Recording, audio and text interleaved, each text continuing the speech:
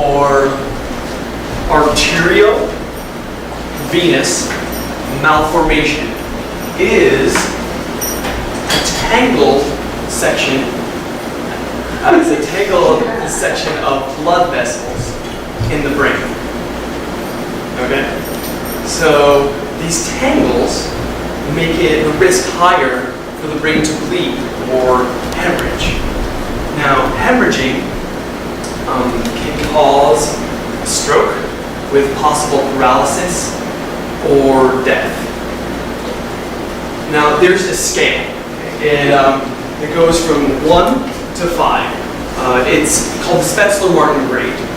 It grades how risky it is to have an operation on an AVM, and if they can operate, they can probably cure you. 1 means it's great, the doctors can definitely operate, and 5 means they cannot operate. I'm a 5. That sucks. My life peaked when I was 9. My school did a production of The Fiddler on the Roof, and all of my dreams came true when I looked at the cast list and discovered that I was the fiddler. It's called The Fiddler on the Roof. When you're Jewish and you're the fiddler at 9, it's like you made it. You know, I didn't have to become a doctor or a lawyer when I grew up because I'm already the fiddler. My dad is the one who's Jewish. He is from Brooklyn, and my mother is an Ecuadorian Christian. But she was just as excited. My baby is the fiddler. That's like a king. So my dad invited relatives from like Fort Lauderdale to Poland. But what I didn't know yet was that the fiddler, he doesn't have any lines. He just like sits there on the roof and fiddles. And my elementary school in Jersey couldn't afford an actual fiddle, so I had to make the noises with my mouth. I was a pretty sick kid growing up. I had a heart murmur, flat feet, lactose intolerance, and a really bad inner ear problem. And having my Aunt Zeidel in the crowd from Poland, it really put a lot of pressure on me. I even added this whole fiddle solo in the middle of the show just to make my part seem bigger. So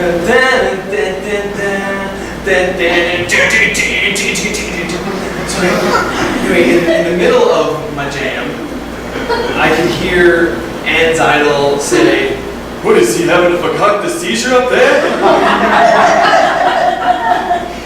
And I heard that, and at first I started hyperventilating, and then my inner ear problem kicked in, and I fell off the roof. What is this? Fiddler on the roof, a fiddler on the floor! And since then, I noticed a pattern forming. At the most important moments of my life, I was always falling off the damn roof. My new goal is to stay up there. On my 6th birthday, my abuelita, or grandma for all you gringos, she told me a story about a man she met in Ecuador. Happy birthday, Miguelito. You know, I was sisters all one time. It's true. I was playing afuera, and I saw there was a man sitting in a chair, and his eyes were all white, blanco, and his fingers were negro, black like the highway. And he looked very angry, like he wanted to kill your abuelita. And he did want to kill your abuelita, because Michael, El Diablo, was inside of him. But I didn't know. I was only 6 years old, so I said, "Hola, señor." And he said, "Vaya a comerse." In English, that means I'm going to eat eat your soul. ¿Tú sabes? I run to my house and I take my Bible and I read to him the Word of God. And Michael, he screamed like,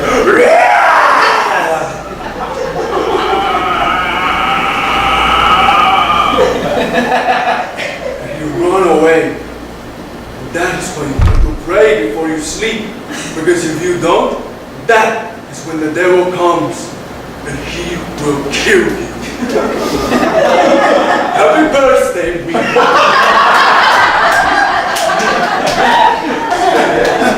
After that, everything good kept turning into Satan. You know, like I'd be watching a children's TV show and all these images would race in my imagination in front of the screen.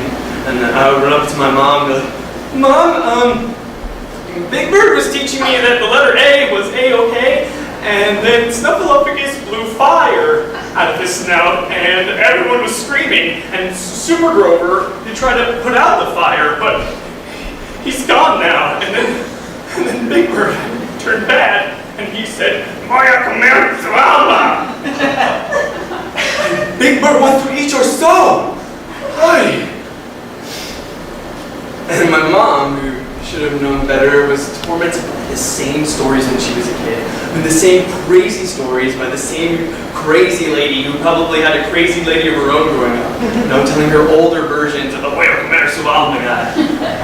But you know, I was 7 years old, 3 feet tall, 45 pounds, and God to me was like 750,000 feet tall and like 1,000,000 pounds. And the devil was even taller than God. And so the idea of both of them like flying around my world just shook me to my core. And so I got scared of everything. My dad was really good about teaching me how to play sports. He taught me how to shoot a basketball, he taught me how to throw a football, and he signed me up for Little League Baseball. Now, here's the thing. Baseball, the ball, is really hard. And they don't tell you that. So here's me, 7 years old, at the plate, and these kids are throwing like little Nolan Ryans. And my dad comes up to me, Mikey, you can't keep running away from the ball. You gotta try and hit it. The whole point of the game. Do you hate me, Dad? No. That boy is trying to kill me. Do you want me to die, Daddy? Mikey, no one's trying to kill you, alright? Just hit the ball. And I was filled with such little boy rage and disbelief. I was like, why does my dad hate me so much? You know, maybe it's because when I spilled the milk on his papers, he was like, God damn it, Michael. Or maybe it's when I was sleepwalking and I peed on all of his shoes. These don't look like toilets, do they? You know what? They do look like toilets. I'll pee on all of your shoes, all of your shirts, and your pants, and your face! I don't know how I did it, but the ball flew right over the second baseman's head, and I ran like I was at war. Safe! And all this weight was lifted off my tiny shoulders, and then they told me I was gonna have to bat again. It was a lot harder this time because I wasn't mad at my dad anymore. You know, I kept trying to say the same things to myself, like soup myself up, like I'll pee on everything. But then I just felt horrible about that now. And I made the mistake of locking eyes with the pitcher, and I could tell he wasn't good inside. And I swore that his eyes turned red, and he cackled, rah, rah, rah, rah, when he wound up. And the ball came like a rocket or a bullet, and it was curving right toward me, like right to my face. And I was thinking, he's trying to blind me. But luckily, my pinky got in the way. and I fell to the ground in anguish. And I screamed at the pitcher, "You murderer!" I looked at my pinky and it had blown up into this giant purple blow pop. And half of my hand turned black, and I didn't know this kind of thing could actually happen to a human being's finger. And all of a sudden, my abuelita's voice came rushing back into my head. And his fingers were negro. Like the highway. I'm the devil! I'm the devil! And so going to sleep that night was pretty tough. And I was in bed with my swollen finger, and I was trying to save Mr. Rogers' neighborhood from a Lucky Charms flood leprechaun had started. And I had this 10-foot stack of Bibles, that I was throwing to dry up the flood. And I kept saying, "The only Lucky Charm I need is Jesus." It wasn't working. And Mr. Rogers kept saying, "Save my little old town, Michael. Oh, my choo-choo has derailed and all my baby puppets have drowned. Help! Help!" Then my mom came in. "Wake up, baby. It's time to go to church." "Come on, I need a date. Your Jewish father's ditching me." My mom saved me from the Lucky Charms. I needed Jesus to save me from the evil thoughts the devil was putting in my head. Going to sleep each night, I felt like I was at the top of the hill on a roller coaster, and just waiting to plunge into terror. I was 7 years old, and I had old man rings around my eyes. I needed, salvation. But it turns out, they have tons of that at church.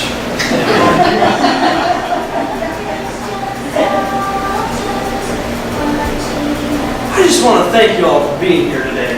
Hey, I know it's hard to get up on a Sunday, You're working hard all week at work or at school. There's a lot of worry in this world, isn't there? Clap your hands if you're living your life in worry or fear. I clap my hands with all my might. It's me. Well, God said, "Do not be anxious about anything, but everything by prayer and petition. With thanksgiving, present your requests to God.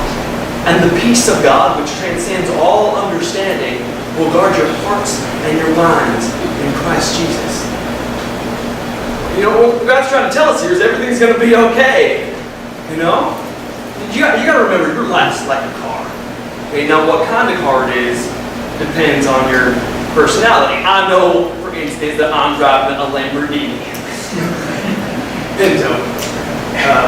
Ripley. Remember, no matter what car you drive, is that God is in control. Now you may want to grab a hold of that wheel and drive it your way, and hey, you got a Lamborghini like me, I can't blame you. They're fun to drive. But I guarantee you that God knows a better way. Is there anyone out there who would like to give God control today? And I was like, yeah. So at 3 feet tall and 45 pounds, I was forced to choose between God and the devil. And so thought about it, I chose God. And then all of a sudden, Jesus came driving in his pimped out, heavy colored lowrider.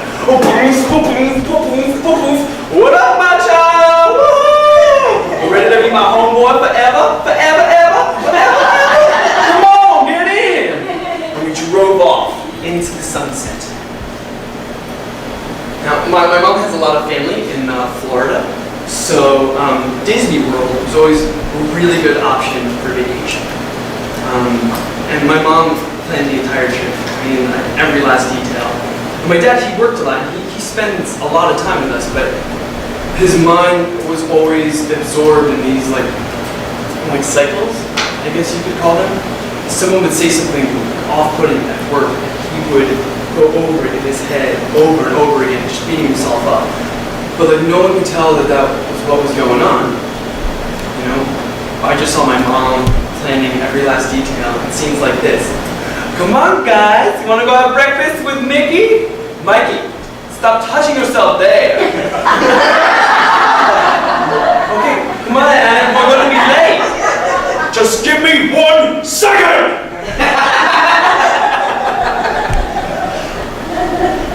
Okay, then. And we'd spend the day in Disney World without him. And when we got back to the hotel room, he was waiting for us, and he was very sorry. He was very sad. He said, Mikey, remember when you learned how to tie your shoes, and then one day you couldn't figure it out, so you got mad at your shoes and you tried to drown them in the tub? Sometimes, Daddy can't figure life out. The pressure gets so strong that he explodes for no good reason. Daddy's very sorry. But he paced outside the hotel room all night, and when we got home, he paced around the house. See, he got this promotion at work, and it's supposed to be a good thing, but it like consumed him. It was all he thought about. And then one night, at 3 in the morning, he paced into my room, wearing gym shorts and holding a basketball. And I was asleep. Hey, Mikey, what are you doing right now? Sleeping? Oh, you want to go shoot some hoops in the driveway?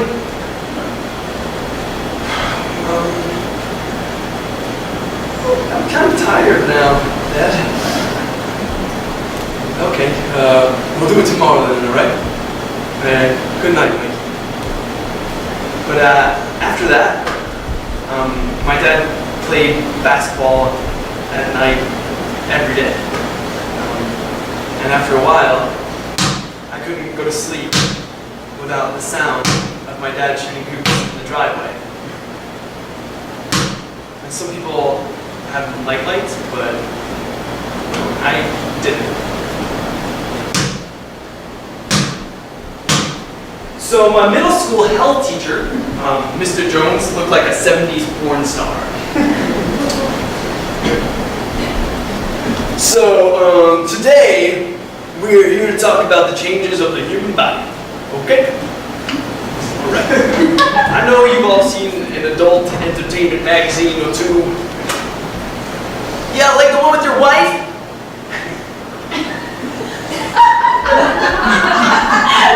Who said that? Huh? Who said that? Or just for the record, alright? My wife had her identity stolen.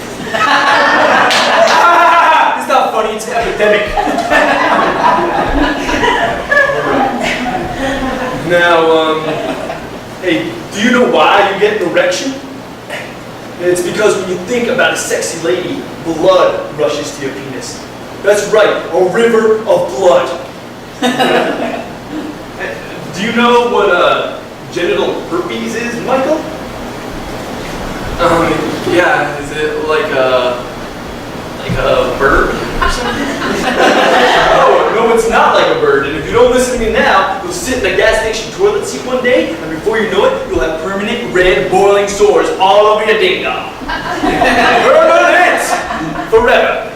Alright, bottom line is, sex before marriage is like playing Russian roulette with your privates.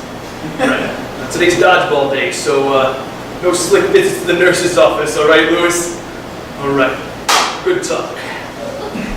My dad took me to see the Knicks play some b-ball at Madison Square Garden. And this was back when the Knicks were good at basketball. Now, they're really good at knitting. Well, not a lot of people. They're working on the basketball court. Anyway, we had these amazing seats, and I got to actually stand on the court and watch the Knicks warm up. And like Patrick Ewing was like a foot shorter than God, and like a foot taller than my dad. And my dad bought me cotton candy and a big bowl of cookies and cream ice cream. And it was at halftime that I discovered I was lactose intolerant. And I barely made it to the bathroom, which by the way was disgusting. There was 2 inches of this unnameable liquid on the ground.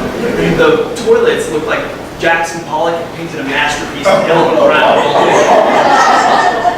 I put like 5 miles of paper around the rim. But when I sat down, I could tell that things were seeping through. And I looked down at my best friend, and I could tell that something was wrong with him. And I remembered those pictures that Mr. Taylor showed us of the dirty sinners and their genital afflictions. And I thought, this looks like the start of something awful. So I went back to my seat, but I couldn't shake the images. I'm sitting there with my dad, and all of a sudden John Starks makes an insane three-pointer, right? And puts us all in the lead, and all the crowd rises to their feet cheering.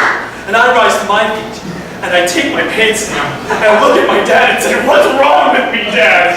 What's wrong with me?" He takes me back down and goes, "Jesus Christ."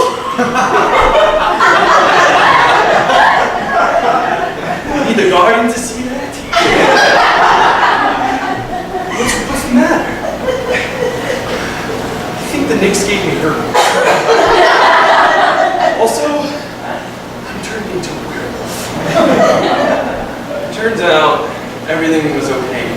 I was just growing up. So before we even started high school, there were all these rumors going around about us getting our heads shoved into toilets. So I asked my friend Lewis, but what if there was poo in the toilets, Lewis? What didn't matter? Our heads would go in. Poo and all. Lewis scared the hell out of me. And I kept having these dreams that I was shampooing my hair, and I realized, hey, this isn't head and shoulders. It's poo and shoulders. And this, combined with the fear of high school vampire cults my mom put in me after she watched this really bad episode of 2020, really made for a very nervous first day. When I walked down the hall, people used to whisper all kinds of stuff about me.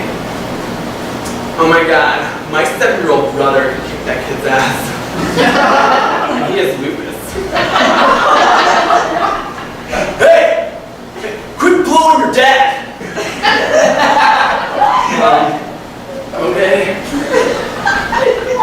Our geology teacher, Mrs. Connolly rather, she was really young, but you could tell by her face that something bad happened to her. Someone had turned this really nice young girl into a mad scientist drill sergeant. But luckily, she had a soft, soothing voice. Okay, guys, can everyone please line up against the wall? In high order, thank you. With my dick size, that'll be first. Okay, please, everyone, just give me your name and a little something about yourself. Okay, thank you. You first. This is so gay. Okay, fine. I'm Natalia, obviously. My dad invented the skirt. Oh my God, it's a really nice skirt, but really, they're short. Anyway, we have a pool. Yes, hi, my name is Lewis. I'm only 14, and I scored a 1450 on my SATs. Shut up! I'm Tyler, go Giants, yeah!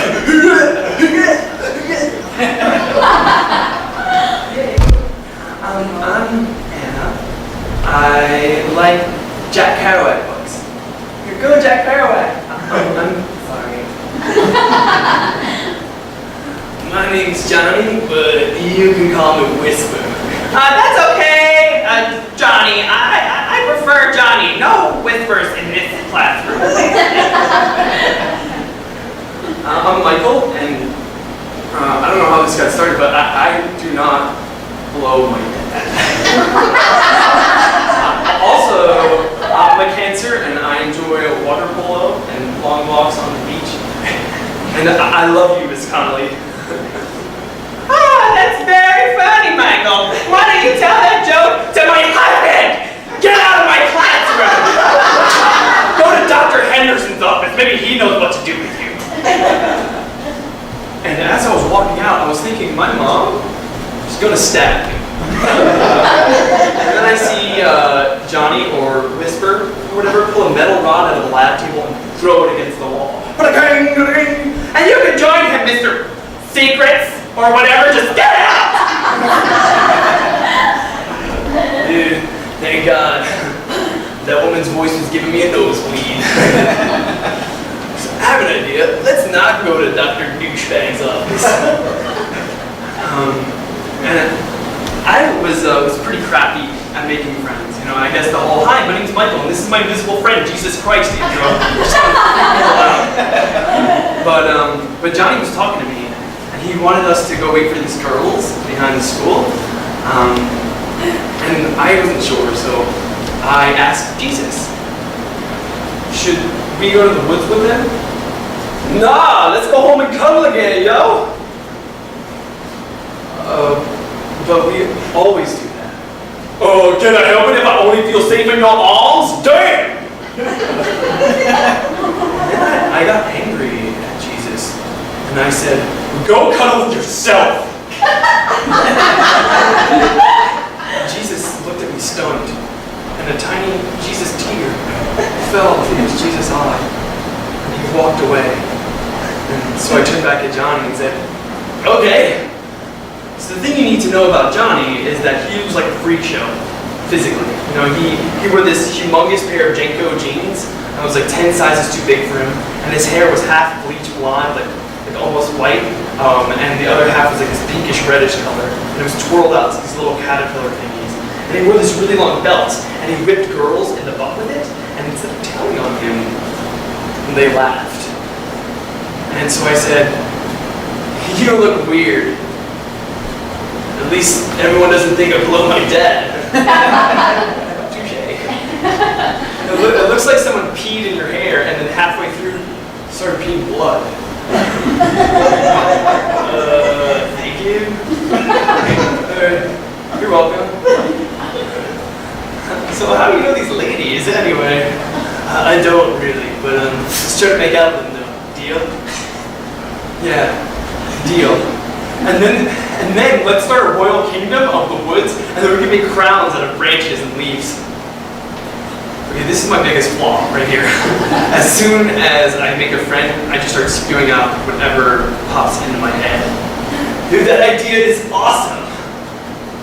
That went over better than I thought. And then the girls walked in. And they looked like they were right out of Woodstock. Only I hadn't heard of that yet, so I just thought they looked like fairies. And they all wore these long, handmade looking skirts.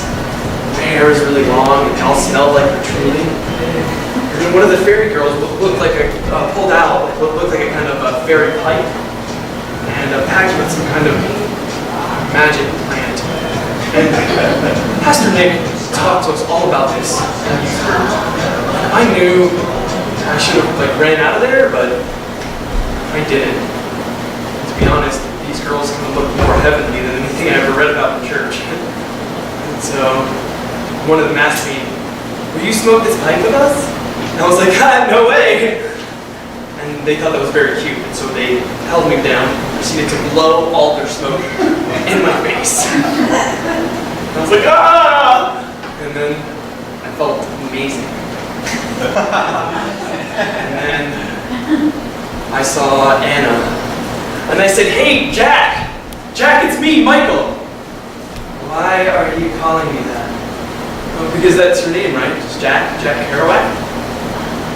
And she explained to me that her name is not Jack Kerouac, and I was very stupid for not knowing who he was, but she did it in the sweetest way.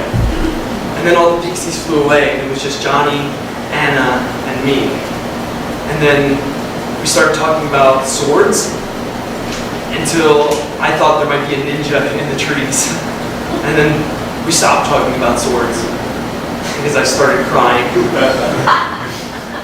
And this is how high school began for me, you know? Not in the classrooms, it began in the woods with a cool hippie chick and a boy with funny hair. And after that, Johnny and I skipped most of our classes and spent most of our time in the woods having conversations like, dude, I'm gonna name mine Che Guevara. I mean, I want to name mine Tony Orlando. You name yours Che Guevara. Oh, okay. Oh, wait, no. Dude, did you know that Che Guevara was killed by the CIA? No? Dude, I hope your dick isn't killed by the CIA. Wouldn't that be insane? We're like sitting in history class and all of a sudden the CIA just comes bursting through the windows and they're like, "Where's Che Guevara? Where's Che Guevara?" And all the kids are screaming and crying. She's like, I don't know. And one of them just points it to you and they just walk over and shoot your dick off. Maybe I should name it Steve. It might be safer. And then after school, it was the trio of Johnny, Anna, and me. And Anna was one of the few people who really looked you in the eyes when she spoke to you. And when you spoke, it was even more intense. It was like she saw angels having reverse cowgirl butt sex in your eyes. And she would run and dance like a banshee while staying completely still. I always felt like a genius around her. The love that 14-year-old boy holds in his heart is more intense than anything. And that's what I had for Anna, Lee, Bama. Anna and I also had study hall together every day. And it sounds really cheesy, but we used to read and write poetry together. That's kind of all we did. This one's about how my dad raped me. Oh my God. I'm just kidding, I don't even know my dad. Anyway. What's wrong? Well, it's nothing, and it's just that, my dad, oh my God, I'm so sorry, Mike, I'm such an idiot. Psych! Oh, you are a horrible person. Okay, do you want to hear it or not? This one, it's called Daddy, Please Get Your Cock Out of My Ass by Anna. I'm just kidding. I'm kidding, okay. Sally, you made a mess of things, the old man screamed to his lady. She would normally ignore this banter from Henry, but the magic dagger she found in the attic this morning gave her new courage. And she pressed it to his neck. And she said, "What happened to us, Hank? What happened to the crazy boy I fell in love with? The boy that knocked me up in the back of his dad's Chevy? The same boy who held me and kissed me all night when he heard the news?" And she pushed the dagger into his neck. And when they pulled apart, there they were, Sally and Henry, 16 years old again. She blushed and smiled at him. He gave her a wink. And they carried each other to heaven. I'm pretty sure that's the most beautiful poem I've ever heard. Was the magic dagger a symbol for Dad's kiss? Obviously! And Anna and I had study hall together every day. And Johnny and I had lunch every day. But one day, when we were done with school and we were hanging out in the woods, we were going home, and I got on my bus, and Anna got on Johnny's bus. "Do you want to meet Tony Orlando? He's my iguana." And I got jealous. And then Johnny and Anna kept hanging out all the time, and for some reason, they didn't want me around. So the only kid I saw anymore was Lewis. He was getting a little too intense for me. "Get that away from me! I told you I'm allergic to newspaper." But Anna and I had study hall every day still, but it wasn't the same. And she would tell me things that I didn't really want to know. "I think I'm gonna give Johnny my virginity. You know, like a really early Christmas present." "No! I mean, you can do what you want, but..." "Why did you say that?" "No." "Well, because you're only 16, and 2, because you're burning hell for it." "No one's burning in hell. I mean, come on, don't be crazy." "No, I'm just saying that hell's really hot, and you're really white, so..." I don't think they make SPF a trillion. No. And Johnny and I were hanging out at lunch, but it wasn't as awesome as it used to be either. I would say things like, hey, do you want to steal the drive-thru sign at Taco Bell today? I received my first blowjob last night, Michael. And I touched her vagina. Yeah, smell. It was pretty much like torture for me. And after forever, they broke up. Yeah, things were going too fast, so we're taking a break. I think she's scared of Tony Orlando. He's kind of enormous. But whatever the reasons were, it was great for me. I was falling right back into Anna's sea of love.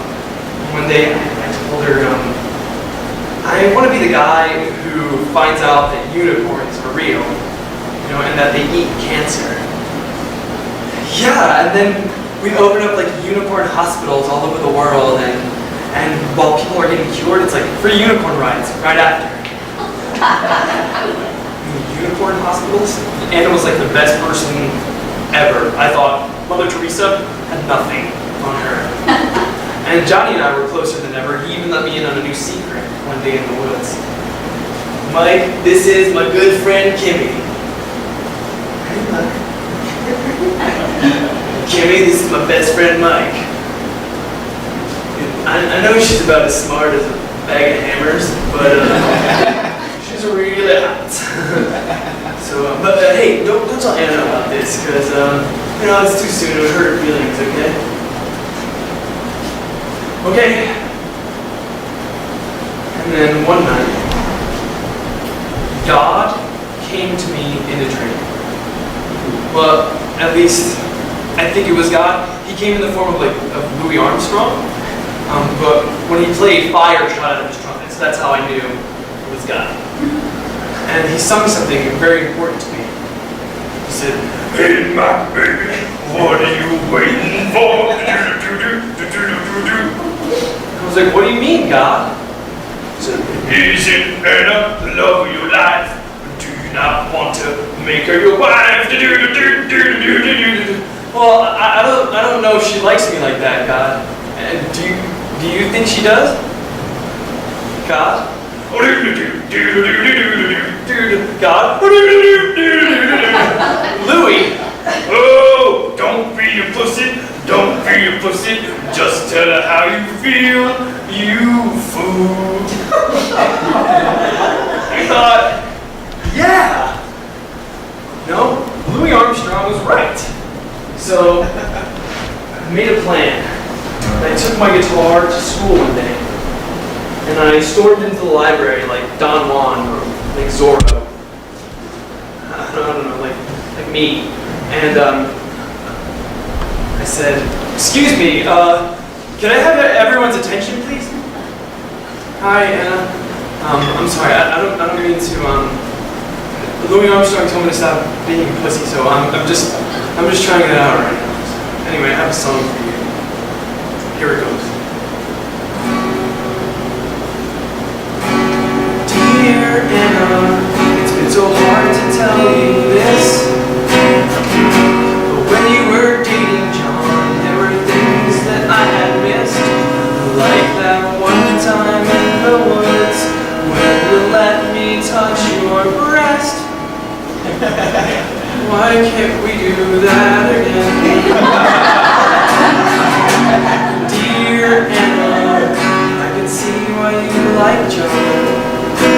I heard he has a big one, and that he kissed you all night long. But does he read poetry with you and give you hugs when stuff went wrong? Dear Anna, my Anna Lee, charming and remarkable, run away with me, cure cancer with unicorns, you and me.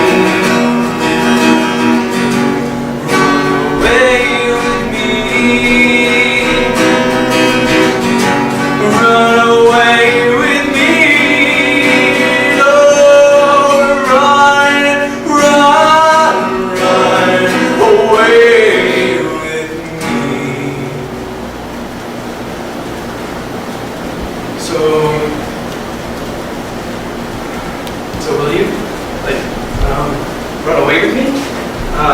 I don't have a car or anything, but I think I have enough change to get us to the train station. No, you're not with him anymore, Anna. He's with Kimmy now. It's like everybody knew that. Oh no, I'm sorry. This is going badly. Please don't cry. I wanted to tell you that like something's changed in me, you know, and I have these feelings, anyway, what I'm trying to say is I really. Ow. Whoa, ow. I'm sorry. I was saying that I care a great deal. And I think that I've fallen what the fuck?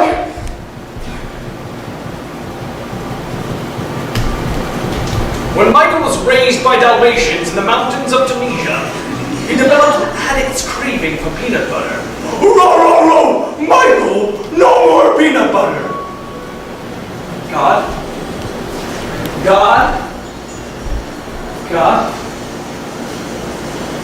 this is your brain. This is where you live. Something's wrong here. Grover? Big Bird?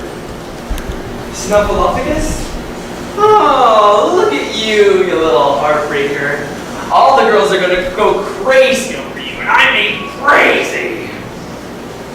If a Michael falls in a Michael forest and no one's there to see it or hear it, did the Michael ever really fall at all?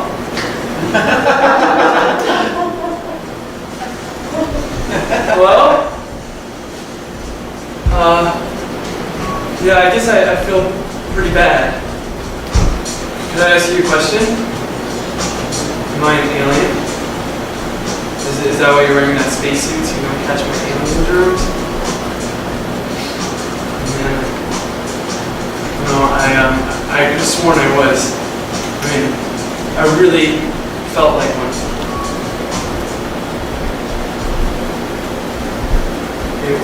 Michael, what you have here is a congenital disorder. Something's wrong with my genitals? No, congenital. Good one. Okay, it's called an AVM. You were born with a circuit of capillary veins that are all tangled up. So what happened to you today is pressure built up in one of these little tangles, and a capillary vein exploded. Okay? There's only about 100,000 people in America with this, and about 1 in every 100 have what happened to you today. So we're not really sure what we're going to do yet. But when you get out of here, you're going to have to live with some precautions. Like I wouldn't play full contact football or rugby. I wouldn't go skydiving anytime soon. And number 1, don't smoke cigarettes. Okay, they're bad for everyone, but they're extra bad for you. Am I dead? No, I don't think so. Do you feel dead? No. My mother's eyes, they look like rainbows. Hey Mom, your eyes are glorious. Glorious. I think you'll be okay for now. You've been through something profound today, and you're on a very high dosage of morphine. So I'll come by and I'll check on you later. I know this is very confusing for you. So just think of this all like Vietnam. Okay. Bye.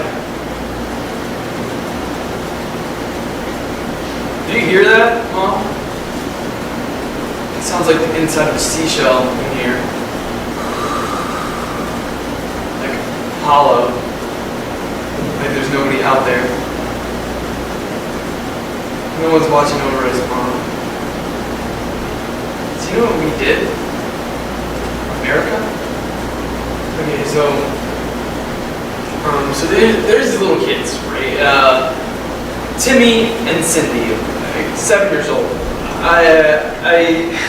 I can't remember where, but someplace far away, like Bosnia or something. And wherever it is, they don't speak English there. They speak like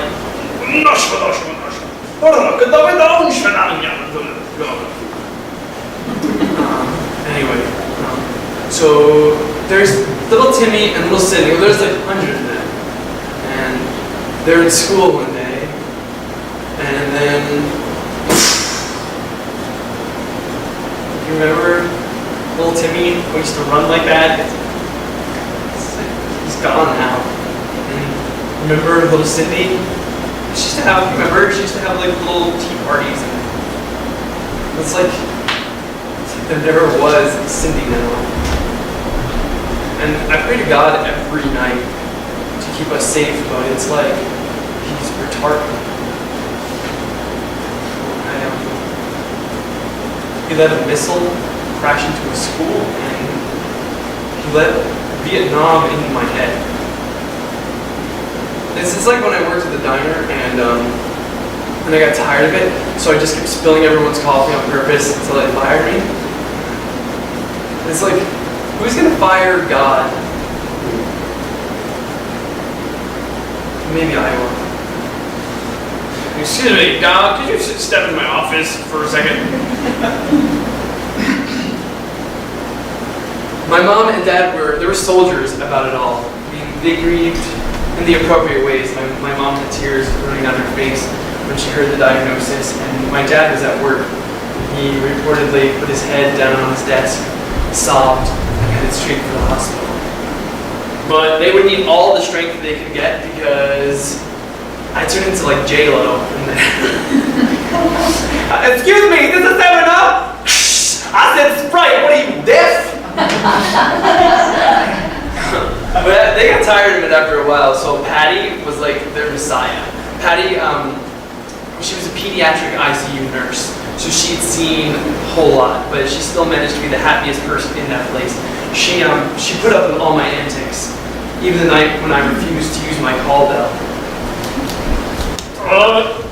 Get these Charlies out of me, please! Hello? And this story was told to me by my mother and the nurses because I don't remember any of it. It was completely wiped out of my mind. But apparently I was flailing around in anguish, shouting things like, "Give me some motherfucking morphine, please!" "Excuse me. Hi, yes. Oh, I'm calling to inquire about my motherfucking morphine?" Yeah. Oh, you're retarded. Oh, well, that explains it. Please. Why not, Patty? That's what everyone else calls you. Look, everybody, it's Patty the whore, Patty the whore, Patty the whore. Apparently, this is something that happens when someone has a brain trauma. The part of the mind that holds everything vulgar, disgusting, and horrible just starts spewing out of me. When I woke up the next morning and they explained everything to me, I was really embarrassed. Apparently, I also rubbed Jell-O all over my face and showed everyone my balls. But Patty didn't mind, you know. She thought it was funny. To be honest, I kind of like the name. It sounds like I'm a superhero or something. Here comes Patty the whore to save the day! I had a lot of visitors. Pastor Nick came to visit me, but I was so high on morphine that I thought he was my Aunt Consuelo. Why did he kiss me on the face like that? Hola, Nyanya. Okay, who's Nana? Kid's crazy. But eventually, I came to and realized who he was, and we prayed together. And we asked God to watch over me. But Pastor Nick said God was already watching over me, and I would be in a lot worse shape than I would be if he wasn't. And I asked Pastor Nick, I said, "Is God a racist?" Because I just read that in Africa, there's millions and millions of people with AIDS, and they're dropping like flies. And there's this Mexican girl down the hall. She's She's 7 years old. She's in a coma. And her mom prayed harder than anyone I'd ever seen. And she died anyway. You know? It's like, Pastor Nick, like, if I hired God to be the babysitter of planet Earth, I would, like, I don't know, like, have him arrested. Pastor Nick said that we lived in a fallen world, and that we just have to wait till we get to heaven so everything will be okay. And I said, you know what? I don't want to wait. I'm going to make my life cool without him. And then I saw Jesus hop in his lowrider and drive away. And I fell asleep. And when I woke up, I heard, "It's time for your sponge bath, Mr. Hirstreet." Why are you wearing a nurse's uniform tonight? Dude, I come to take care of you, man. You want me to massage your dong for you? Huh? Come on, let me do it. Let me do it. I miss Johnny. We didn't talk about any of the high school drama, but he just stayed with me for days, and he skipped all of his classes even though I told him not to. And he never left the room. Well, only once. I brought you this book. They were all out of unicorns at Kmart, so I hope this will do. Do you mind if I read it to you? No, go ahead. And I wasn't much of a reader when I was 15, but there's something that happens to you when the girl of your dreams reads you Howl by Allen Ginsberg and says the words hysterically naked to you. It just makes you want to read more. Anna gave me the license to be who I am. She's really pretty, and she made me feel like I wasn't alone. And we didn't talk about the past, and she didn't even ask me how I was feeling. She just said, "You're a dreamer, Michael. That's why I love you." And she walked away. And Anna moved away after that. And no one knew where either. I kept having this dream that I was touring my one-man burlesque show, Skinny, Sexy, Cool, in Paris, and I just would run into her on the street, and we both spoke perfect French, and we made out atop the Eiffel Tower, and we got married and had 10 little French babies who smoked little cigarettes and wore little berets. That didn't happen. Going back to school, I felt like a mix between a wounded deer and like a rock star. And the teachers let me do whatever I wanted. Johnny had the surprise for me in the woods, so I said, "Oh, I'm gonna go to the woods and bird watch for a while. My head hurts." Johnny was there. He said, "I made a palace for us. Look, dude, we each have our own thrones, and we each have our own crowns made out of leaves, dude. It's your idea. So I'm the king, and you're the queen."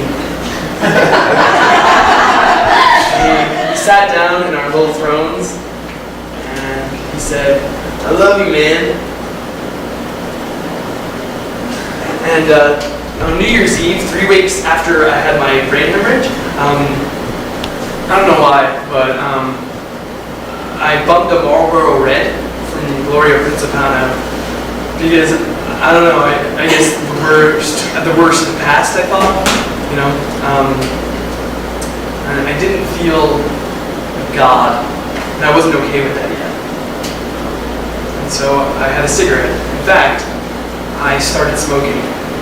I thought, what the hell? Okay, so let's skip to the end of high school because not much else happens there that's really interesting, except that Johnny and I got really active in our high school drama department, and he was really, really good, and we would practice together, and we actually ended up getting into a really good theater college. It was in New Jersey, still, but you know, in our junior year, we got to fly to London and study at Shakespeare's Globe. And when I was out there for the first time, I felt like an actual adult. I mean, my parents were still putting money in my account every week, but He's a regular on here or whatever. I think we practiced church. Curry. He was the first time he did comedy was the Holla Holla, right? Yes. We do virginized bitches. Yes. Most Thugs and Harmony. Yes. Y'all give it up for Michael Hirstreet. Give it up. Give it up. Give it up. Thank you, Okay, is this okay? Can everyone hear me like this? Yeah. I have to cuff the mic.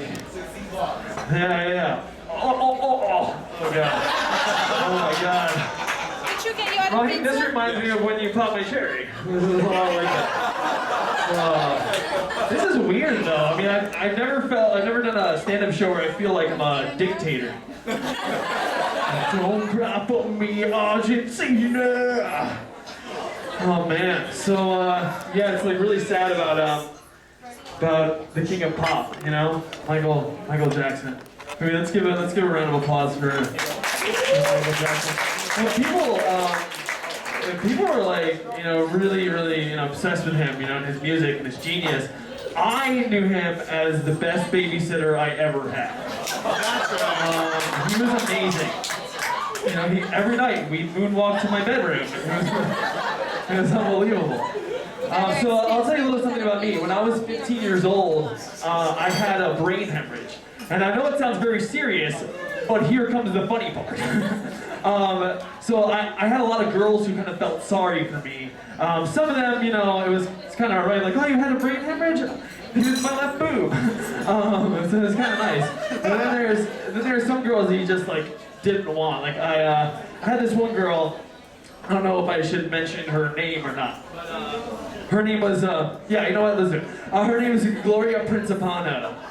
She was like this Jersey Italian princess. Anyone here from Jersey? Jersey people? Yeah. All right. Let's give it up for fast food restaurants and Bruce Springsteen. Yeah. So her name was Gloria Principano, and like she was all right, but her parents were like the Sopranos on like crystal meth. You know, her dad was like way scarier than Tony, and her mom was like a combination of like Judge Judy, like Donald Trump, and a parrot who kept getting punched in the chest every 5 seconds. Boy, could you pick Mama up a pack of Paw Balls, a chocolate M&M's cake, and a Slim Jim? Thank you, sweetheart. Oh, Michael, I didn't even see you there. Jesus, you need to eat something, kid. Oh my God, have you ever heard of a sandwich? 2 pieces of bread, throw some salami in the middle? No? I was like, oh, your breath is giving me asthma. She was like, good, you need a good meal, even if it is asthma. Put some meat on your bones. But her dad was even, like, he was a lot to deal with. Thank you. Shawshank Redemption. There you go, there's a Tim Robbins movie fan right there. But her dad was even more intense. Like, he was like, he would take me into a room and he'd be like, you know what this is? I was like, yeah. What is it? I was like, well, if you don't know what it is, I don't think you should own one of those things. Like, well, no, of course I know what it is, dummy. I want to know if you know what it is. And I was like, well, if I didn't know what it is, I mean, I have to be raised on the road. What is it? Oh. I was like, it's a gun. He's like, that's right, it's a gun. I just want to remind you to treat my daughter with respect. I was like, okay.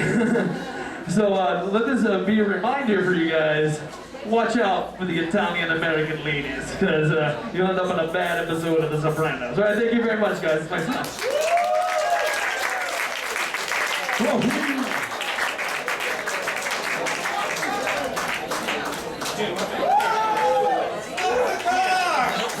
the car! Yes! I love that commercial.